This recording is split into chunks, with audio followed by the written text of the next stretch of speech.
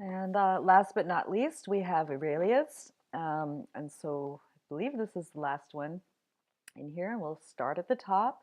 When I first saw this one, I thought, wait a minute, that's not what I was asking for. But I looked at it again, and I realized, okay, I see where you're going with this. I see that you have, made kind of like a perfect horizontal line, and you're using the tea bag as um, a distraction element, something to break up the monotony of, um, you know, what might otherwise be a very simple and uninteresting composition.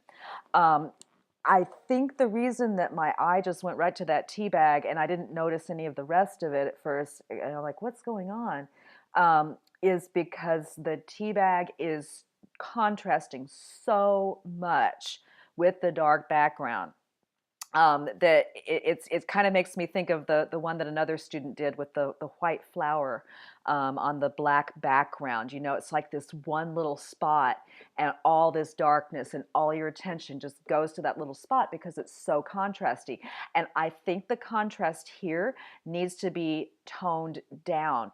This is not really the most interesting thing in the picture. I think it's nice to have this here to break things up a little bit, but I think that this could be a lot more subdued, and whether that's through exposure or high dynamic range or editing. I'd probably say editing would be the way to go, on this one. Um, I would What I think is interesting and beautiful about this is the pattern in the wood.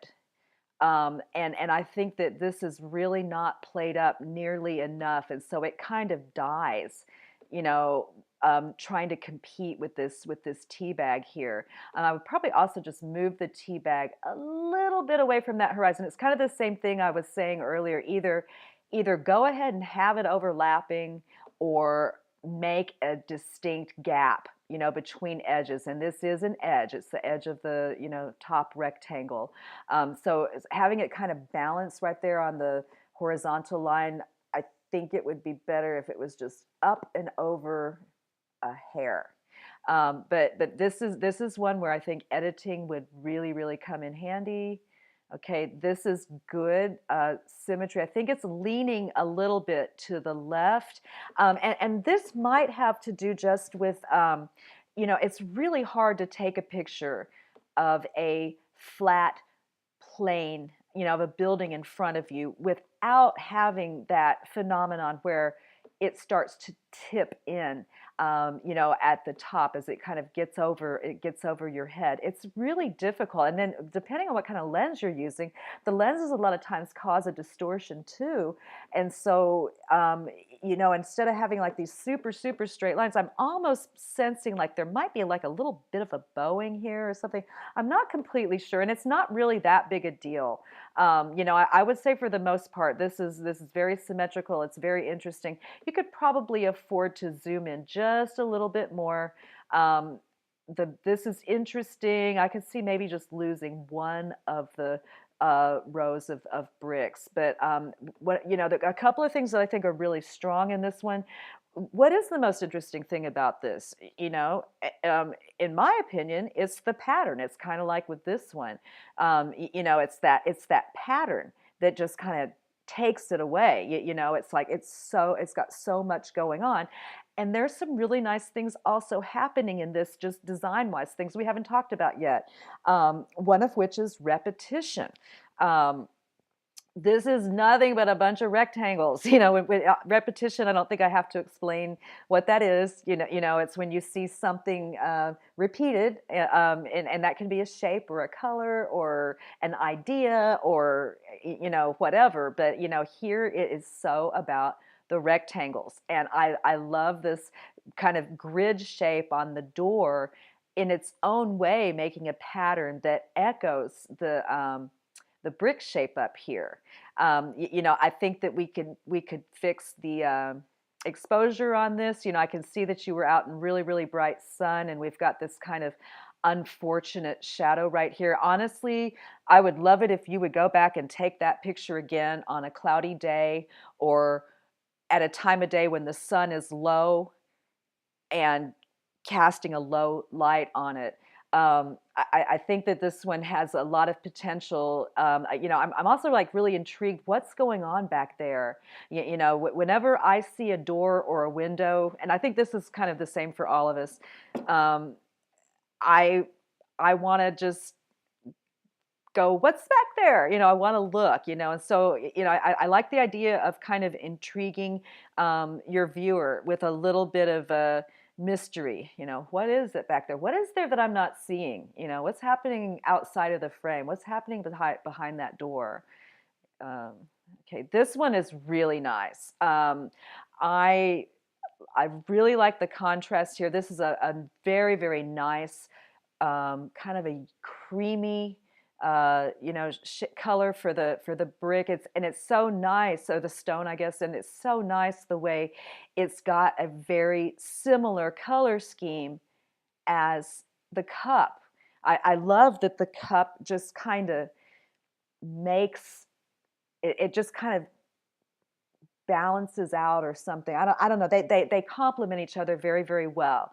Um, I would probably experiment a little bit just with, is this the absolute ideal placement for the cup? Something tells me I would love to see it dropped down just a tiny, tiny bit, or maybe just a tiny, tiny bit bigger. I'm not sure, but it's kind of the thing I was saying, like where the edge, like the edge that we can't see, but it's still there, the edge of this plate here almost touches this horizontal line. And I would say either go ahead and overlap it or go ahead and have a little bit of negative space between the horizontal line and the bottom of the cup. You could afford to move back just a little bit, introduce just a little bit more dark space down here, and kind of maybe angle yourself where you're slightly up looking down on the cup just a little bit. This one is one that I think is worth going in and spending some time,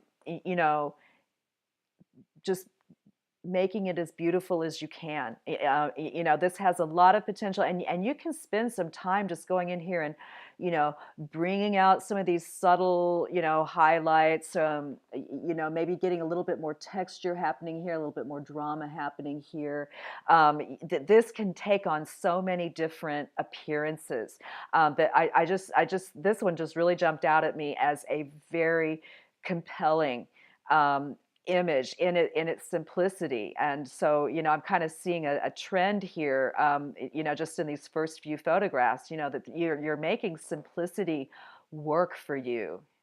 You really are. You've got a good sense of design. Of course, you had me for another class, so I'm going to take a little credit for that. But no, you've got a good eye. You've got a good eye for this. And you're very formal, and by formal I mean you're really paying attention to form, shapes, and color and value and all these things. And that's what this assignment was all about. So nice work. We've got the two kind of rectangles, kind of a geometric shape, balanced by this organic shape here, the only thing that's in color. I love the way this is kind of small, and all things the same, say this and this, the left and the right rectangle are pretty much exactly the same size, but the one on the right is dark. Well, automatically it is going to have more weight. Two objects of exactly the same shape and size, but one is light in value, one is dark in value.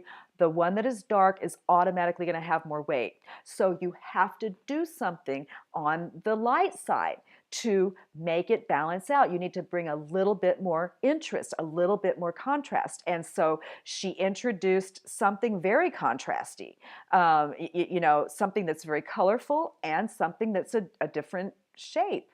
Now, if she had placed the leaf on this side, I don't think it would be balanced. I think that all the interest, there's a lot of interesting texture here. It's dark, it's heavy, and this would be too light, without it. So, that's just, really taking those principles and applying them.